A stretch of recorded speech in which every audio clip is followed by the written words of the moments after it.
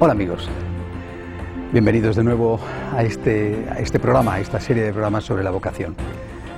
En los programas anteriores he querido hacer una presentación general de la vocación cristiana y a partir de este programa voy a dedicarme a detallar algunos aspectos de cada vocación en particular, y hoy y también en el próximo quiero hablar de la vocación del laico. Pero lo primero, recordar lo que ya he dicho en los programas anteriores tantas veces: cualquier vocación, la del laico, por lo tanto, también es una vocación a la santidad. No es una vocación de segunda, no es una vocación para gente que no quiere darlo todo, no es una vocación para personas cobardes que dicen ¿y no te conformarías con que te diera un poquito menos? Cuando uno empieza a regatear con Dios, no termina nunca de regatear. La vocación del laico es una vocación a la santidad, es una vocación al amor, es una vocación a la entrega, a la generosidad, al servicio a Dios y al prójimo. Ahora bien, esa vocación, ese camino, tiene unas características propias que son las que vamos a intentar ver entre hoy y mañana. Y lo primero es cuál es el fundamento de la vocación del laico. El fundamento de la vocación del laico está en dos sacramentos. Por supuesto que el laico puede recibir más, no todos, por ejemplo, el orden sacerdotal. El resto los puede recibir, pero algunos no reciben todos. Por ejemplo, algunos no se casan, o porque no quieren o porque no encuentran con quién casarse, ¿verdad? Aunque puede recibir y debería de recibir el sacramento de la confirmación, pues algunos tampoco lo reciben. Podrían recibir, y de hecho reciben muchas veces, el sacramento de la unción de los enfermos, pero no siempre. Bueno, hay dos sacramentos fundamentales, un tercero unido al segundo, que son básicos para entender la vocación del laico. Me refiero al sacramento del bautismo y al sacramento de la Eucaristía, ligado a la Eucaristía, lógicamente, la penitencia. Bautismo y Eucaristía, los dos grandes sacramentos de la vocación del laico, en muchos casos también el sacramento del matrimonio. Pero quiero fijarme en estos dos sacramentos, bautismo y Eucaristía. Con el bautismo empezamos a ser cristianos, todos nacemos laicos, nadie nace cura, todos nacemos laicos, todos pasamos, los sacerdotes me refiero, por ejemplo, también pasamos una etapa de nuestra vida como laicos, bueno, hasta que recibimos el sacramento del orden, ¿no? Bueno, el sacramento del bautismo es el sacramento, primero, el sacramento de la iniciación cristiana, completado con Eucaristía y con confirmación, los tres sacramentos de la iniciación, pero sobre todo el sacramento del bautismo. El sacramento del bautismo es el sacramento que, como sabemos bien, nos hace hijos de Dios, hijos adoptivos de Dios, nos hace miembros de la Iglesia y nos limpia el pecado original, y en el caso de que alguno se bautizara de adulto, le quita también los pecados que tuviera en ese momento. Bueno, eso es lo que sabemos del sacramento del bautismo. Empezamos a ser hijos adoptivos de Dios, empezamos a ser miembros de la Iglesia. Vale. Pero hay una cosa del sacramento del bautismo que está relacionado con la Eucaristía y que es muy importante para entender la vocación del laico, que, siendo la doctrina de la Iglesia, la doctrina oficial de la Iglesia católica, sin embargo, se dice muy pocas veces. Y quizá porque se dice poco, muchísima gente lo ignora. Lo que les voy a decir ahora no es una cosa que yo me invente, y a lo mejor a alguno le puede sonar raro. Es terrible que le suene raro porque es la doctrina oficial de la Iglesia. Por el sacramento del bautismo, no solo nos hacemos hijos de Dios, miembros de la Iglesia y recibimos el perdón del pecado original, sino por el sacramento del bautismo, además de eso, recibimos una participación en el sacerdocio real de Jesucristo. No en el sacerdocio que se llamará ministerial, propio del presbítero, de lo que llamamos normalmente el sacerdote, el cura, que se va a recibir por el sacramento del orden, sino de ese sacerdocio auténtico y real de Cristo, lo que llamamos el sacerdocio común de los fieles. Para hablar de la vocación del laico hay que partir de esta naturaleza que tiene el laico y que recibe por el sacramento del bautismo. Es sacerdote con Cristo, participa del sacerdocio real o común de los cristianos, no del sacerdocio ministerial, no del sacerdocio del cura, del presbítero, que recibirá mediante un sacramento ¿verdad? Pero sí del sacerdocio real o sacerdocio común de los fieles. Ese sacerdocio que tiene el bautizado, por tanto el laico, ese sacerdocio va unido o lo realiza de una forma especial al otro sacramento que les decía que es esencial en la vida del laico, la Eucaristía.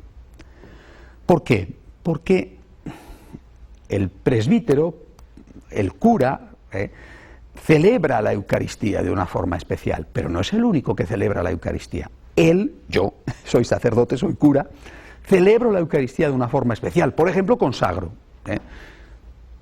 Pero no es el único que celebra la Eucaristía. También los laicos, cuando están en misa, están celebrando la Eucaristía.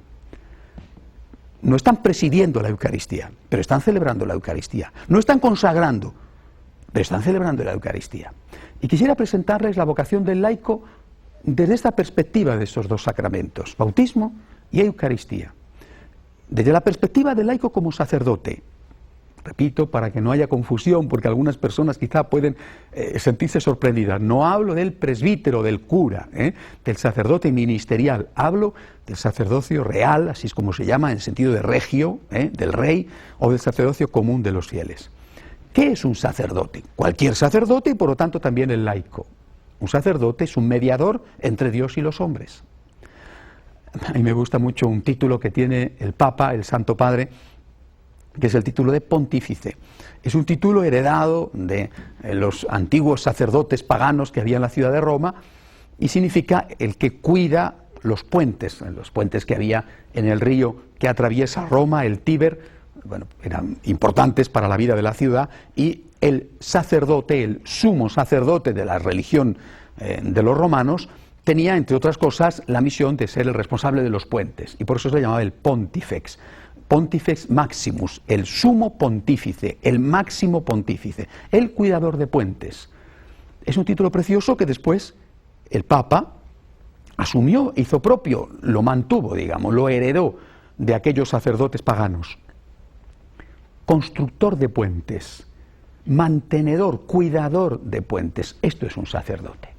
Un sacerdote es siempre un puente entre Dios y los hombres. También el laico es un puente entre Dios y los hombres.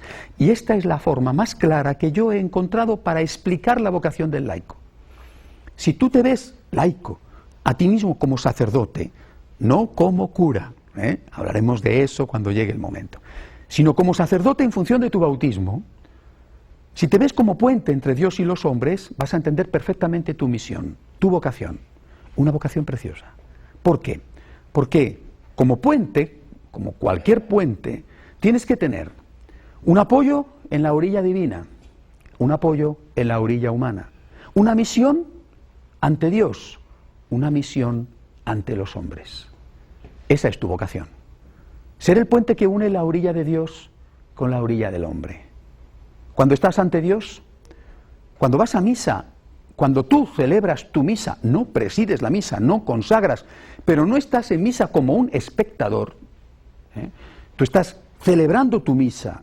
Cuando tú celebras tu misa, tú estás en la orilla de Dios. ¿Y qué eres en la orilla de Dios? El representante de los hombres. Tú eres el representante y el abogado de los hombres. Por ejemplo, eres el abogado y el representante de tu familia. Esto es una idea que repito muchas veces a los franciscanos de María, a los miembros del movimiento de espiritualidad que yo he fundado. Cuando tú vayas a misa, tú eres el sacerdote de los tuyos, entre comillas sacerdote, insisto, no el sacerdote ministerial. Eres el representante de los tuyos. Y tu misa es su misa. A veces va la familia entera, es una maravilla, ¿verdad? Otras veces va uno solo, ya solo queda uno. Solo queda ya un sacerdote, un representante ante Dios de esa familia. Quien dice de la familia, dice de los amigos, dice de tu sociedad. Tú eres el representante de los tuyos, de tu familia, sobre todo ante Dios. ¿Y qué tienes que hacer en misa? ¿Qué tienes que hacer ante Dios? Ser su abogado. Empieza la misa pidiendo perdón, ¿verdad? Pide perdón por ellos, por ti. Pide perdón por ellos. Señor, perdóname. Perdónales, Señor, ten piedad. Después das gloria a Dios, en tu nombre, en el de ellos. Quizá ellos ya no lo dan. Después escuchas la palabra, la explicación de la palabra, para alimentarte tú, para alimentarles después a ellos. Luego llega la hora de la petición. Te unes a las peticiones que presentan los otros hermanos, que presenta el sacerdote, e introduces en el silencio de tu corazón, las peticiones por los tuyos. Están enfermos, tienen problemas económicos, hay problemas en casa, quizá alguno ha muerto o está por morir. Presentas esas súplicas delante de Dios porque tú eres el sacerdote de ellos, el abogado defensor de ellos, el representante de ellos. Llega el momento del ofertorio, un momento extraordinario. ¿Qué tienes que hacer? Pues lo que tienes que hacer sencillamente es coger al Señor y ofrecerle tus sacrificios, tus problemas, por ellos. ¿No dijo Jesús, por ellos me santifico yo? También tú tienes tus problemas, ofréceselo por ellos. Tus problemas son un gran tesoro, son utilísimos, no pienses que son algo que no sirve para nada.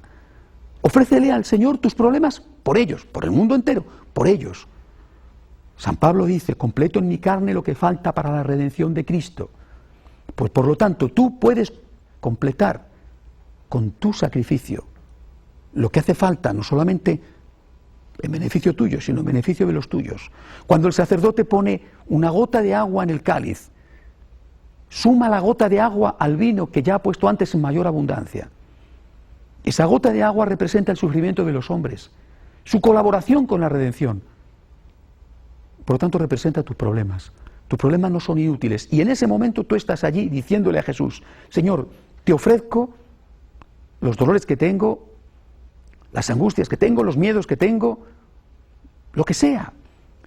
Mi enfermedad, el problema de convivencia te lo ofrezco. ¿Te lo ofrezco por quién? Por el marido, por la mujer, por los hijos, por los padres, por los amigos, por la sociedad. Eres el sacerdote de los tuyos. Y vas allí a hacer tu ofrenda.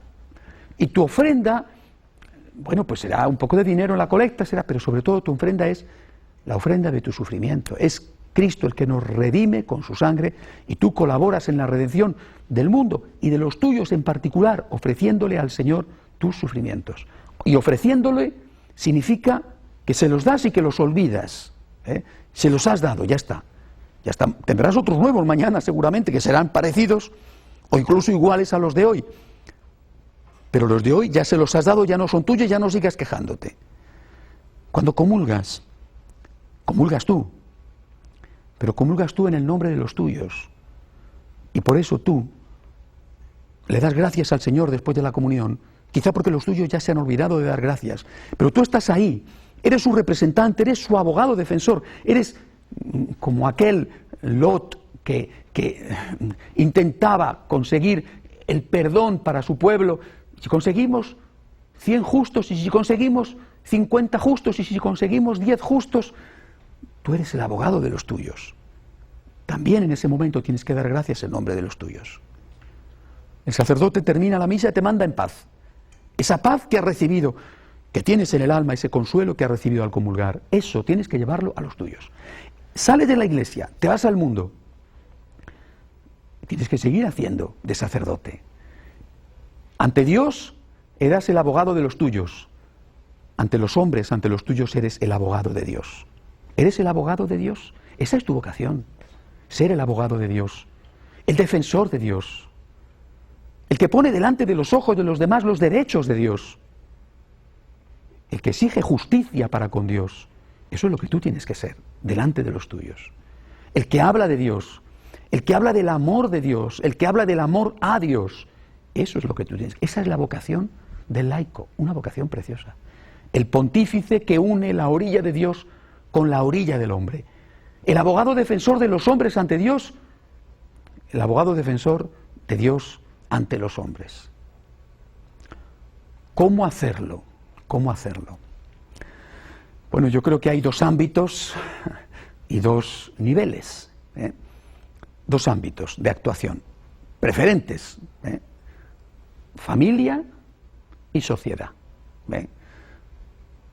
Dos niveles de actuación, evangelización y transformación. Vamos a ver los ámbitos de actuación. La familia. La familia es el primer lugar en el cual tú tienes que ejercer tu sacerdocio. La familia es el primer lugar en el cual tú tienes que ejercer la defensa de los derechos de Dios. es el lugar en el cual tú tienes, sobre todo, que procurar que esté presente el Señor. Es un lugar en el cual tú tienes que evangelizar, que hablar de Dios, que dar testimonio del amor de Dios. Y por supuesto, la familia debe de ser lo prioritario, no lo único, pero sí lo prioritario en tu interés cuando estás ante Dios. Reza por los tuyos, ofrece por los tuyos, sacrifícate por los tuyos, agradece por los tuyos. Bueno, la familia. Primer ámbito del trabajo del laico. Importantísimo. Claro que eso supone un precio a pagar, por supuesto que sí. Cuidar de la familia representa un precio, por supuesto que sí. Pero queridos amigos, no hay que engañarse. Si no cuidas de tu familia, es decir, si no pagas el precio de mantener la familia, pagarás el precio de no tener familia. Si no pagas el precio por tener unida a la familia, pagarás el precio de tener la familia desunida. Parece mentira que esto la gente no lo vea, ¿no? El divorcio sale gratis, nunca. Ni desde el punto de vista económico, ni desde el punto de vista afectivo, nunca, nunca. Y usted que me dice que en tal situación desesperada, dramática, la Iglesia permite la separación, por supuesto, lo ha permitido siempre. Pero tienen que ser situaciones realmente graves. Si no se paga el precio de la familia, se pagará el precio de no tener familia. Si no se paga el precio de dedicarse a los hijos, se paga el precio de no haberse dedicado a los hijos. Por eso el primer ámbito del laico es la familia. Luego la sociedad.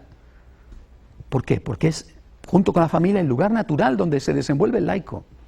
La sociedad con todos sus niveles. El trabajo. La diversión, por supuesto. La cosa pública, es decir, la política. Y dentro del trabajo, a su vez, distintas ramas, ¿no? Tantas como hay. Los medios de comunicación, la investigación. Vivimos en este contexto de secularización que dice que hay que vivir como si Dios no existiera. Es decir, quitar a Dios de la vida pública, del trabajo, de la sociedad, reducirlo a lo íntimo de tu conciencia, o como mucho al ámbito de las cuatro paredes de tu hogar. La misión del laico es ir contracorriente de esta tendencia, de esta obsesión secularizante. Llevar a Dios a las plazas públicas, llevar a Dios al mundo de la ciencia, a las comunicaciones, a la política, a la diversión, llevar a Dios a la oficina, llevar a Dios al mercado, llevar a Dios allá donde estás tú, porque tú eres el abogado de Dios. No se puede gobernar como si Dios no existiera, porque Dios existe, y además porque existen los católicos. Muchos confunden, dicen, hay que gobernar como si Dios no existiera, y terminan gobernando como si los católicos no existieran. Existimos. Hay que dar una patada en el suelo como Galileo, eppur si muove. Existimos, y Dios también existe. Esa es la misión del laico. Que no se olviden los que gobiernan de que Dios existe y de que existen los creyentes en ese Dios. De que debe haber una legislación que respete la familia, que respete al niño y el derecho de los padres a educar a sus hijos. Esa es la misión del laico. Hacer unos medios de comunicación que sean medios de comunicación que transmitan la verdad y los valores y no la porquería. Hacer que en cualquier ámbito se pueda amar, se consiga amar. Por tanto, dos lugares de actuación preferentes. Dos niveles de actuación, evangelización y transformación. Evangelizar la familia, evangelizar la sociedad, es decir, conseguir que esos que están más próximos o más lejanos de ti se acerquen a Dios, evangelizar. El sacerdote ministro, el presbítero, al contrario que el sacerdote común, el laico, va a tener una misión distinta. También él es un pontífice, por supuesto. También él tiene que unir una orilla con otra. Pero él tiene que unir la orilla de Dios con la orilla de los que acuden a Dios. Mientras que el laico tiene que unir la orilla de Dios con la orilla de los que no acuden a Dios. Y esa es una labor propia y específica suya. El sacerdote no puede meterse en la discoteca, no puede hacer política. El sacerdote no puede convertirse en alguien que se dedica a la investigación. Habrá casos excepcionales, y yo soy uno de ellos, que participamos en medios de comunicación para evangelizar. Pero ese ámbito de la sociedad es la misión del laico. Ahí es donde el laico tiene que estar, evangelizando. Y haciendo además que esa sociedad sea lo más parecida posible al reino de Dios en la tierra. Sabemos que el reino de Dios no lo vamos a alcanzar nunca, por supuesto. Pero tienes que hacer un esfuerzo para que se parezca lo más posible al reino de Dios en la tierra. Y esa es tu tarea, la de transformar la sociedad. La de hacer que haya amor, la de hacer que Dios exista y que las leyes que el Señor ha puesto en la naturaleza de las cosas, esas leyes se vean respetadas y no olvidadas como si la realidad no existiera y la realidad pudiera ser permanentemente manipulada a nuestro antojo. Como está pasando, por ejemplo, con todo el problema del género, donde se considera que el género masculino o femenino es una mera cuestión cultural. La realidad es la que es, la realidad es la señora. Y nosotros tenemos que conocer la realidad para adaptarnos a ella, en lugar de pretender que sea la realidad la que se adapte a nosotros. Tenemos que transformar una realidad que se ha alejado de la verdadera realidad para que vuelva a ser ella misma, para que vuelva a ser como Dios la creó, por el bien del hombre. Esa es la misión del laico. Dos peligros. Primero, el laico metido en las sacristías. El Papa habló de esto en la Christi Fideles Laicis, Juan Pablo II. Es decir, el laico tiene una función también dentro de la Iglesia, Colabora con el sacerdote ministro, como catequista, llevando la comunión a los enfermos, como lector, como cantor. Hay tantas cosas que el laico hace, puede y debe de hacer dentro de la Iglesia. Pero su misión prioritaria, no la única, pero sí su misión prioritaria es el mundo, la familia y la sociedad. Por tanto, primer peligro, que no metamos todos en las sacristías. Y esto lo vemos. Vemos laicos clericalizados. Vemos laicos que no salen del ámbito de la Iglesia, que viven en un murmullo permanente de cotilleos, en lugar de estar a lo que tienen que estar, que es hacer que el mundo se parezca a lo que Cristo quiso, al reino de Dios en la tierra. Este es un peligro, y hay que tener mucho cuidado en no caer en él. Me refiero, lógicamente, a los laicos, aunque es curioso ver que muchos laicos quieren hacer de curas y a veces parecen curas frustrados, y que muchos curas quieren hacer de laicos y desde luego parecen laicos frustrados. Bueno, el cura es el sacerdote, tiene que hacer de cura, y el laico es el laico, tiene que hacer de laico. No es que el laico no pueda evangelizar y colaborar en la evangelización interna de la Iglesia, por supuesto, y no es que el sacerdote no pueda en alguna ocasión hacer alguna actividad, por supuesto, pero cada uno tiene su lugar preferente, marcado por su propia vocación. Por lo tanto, peligro a evitar, encerrarnos en las sacristías. Segundo peligro a evitar, que el laico se adapte al mundo, que el laico se deje asimilar por el mundo, que el laico piense, en mi casa, más o menos, intento vivir la moral cristiana. Soy fiel a mi esposa, voy a misa el domingo, intento que mis niños vayan a la catequesis, pero cuando cierro la puerta de mi casa y me meto en el rum rum de la sociedad, entonces soy un tiburón como los demás, porque si no soy un tiburón me comen. No tengo escrúpulos en los negocios, si hay que mentir mientes, si hay que robar robas, ¿no? Lo que sea. No se puede decir en casa el fin no justifica los medios y fuera de casa el fin sí justifica los medios. No se puede. Ese es un gran peligro del laico. El de pensar que la vida, el mundo, la sociedad, la ciencia, la política, la economía, lo que sea, tiene su propia ética y que tú como laico no puedes imponer tu ética, sino que tienes que dejar que esa ética secularizada, atea, en muchos casos simplemente ausente y carente de ética, se te imponga a ti.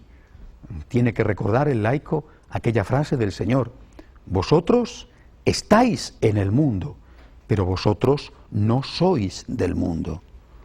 Vosotros sois la sal de la tierra, y si la sal se vuelve insípida, ¿quién la salará? Vosotros sois la levadura de la masa. No podéis dejar que la masa os contagie a vosotros. Vosotros sois la luz del mundo. Eso es cierto, vale para toda la Iglesia, no solamente para los laicos, pero de una forma especial vale para el laico. No es fácil la vocación del laico, precisamente porque está en la frontera. Pues seguramente nunca ha sido fácil, ¿eh? En este momento, desde luego, no lo es. Es una vocación hermosa, por eso he dicho en todos los programas anteriores, es una vocación a la santidad, a la generosidad, a un cierto tipo de martirio incluso. Es una vocación al amor. Es una vocación que nace del encuentro con Cristo y que Cristo te dice a ti yo te llamo a que fundes tu familia, a que tengas hijos, a que los eduques, a que trabajes por hacer una sociedad más justa, más humana, más cristiana. Todo eso no es fácil. Algunos piensan que ser laico es más fácil que ser cura. Seguramente terminarán por ser muy malos laicos cristianos. Queridos amigos, el Señor nos llama a cada uno a una misión. Todas igualmente bellas, hermosas, útiles, necesarias, todas ellas llenas de generosidad y de sacrificio. El laico, por el bautismo y la Eucaristía, hace de puente entre Dios y los hombres. Con la ayuda de Dios puede conseguirlo. Hasta la semana que viene, si Dios quiere.